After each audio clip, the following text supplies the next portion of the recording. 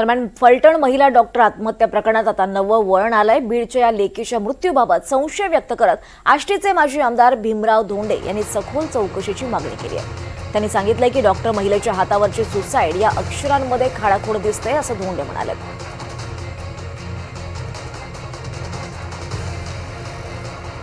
ती केवळ बीडची आहे म्हणून काही लोक तिचा द्वेष करत होते।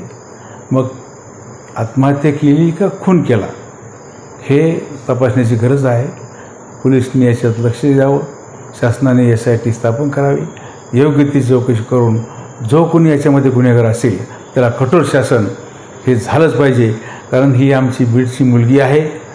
ते आम्हाला सर्वांना आमच्या जीव प्राण वाटतो तिच्याबद्दल, आणि तिच्यावर असा अन्याय एका सामान्य कुटुंबातून शिकलेली ही मुलगी एवढ्या चांगल्या शिक्षण तिने घेऊन उच्च शिक्षण पूर्ण केलं, तिला चांगली सरकारी सेवा ती करत असताना खरं म्हणजे जाणीवपूर्वक कुणीतरी हे कृत्य केलेलं आहे असं दिसतं।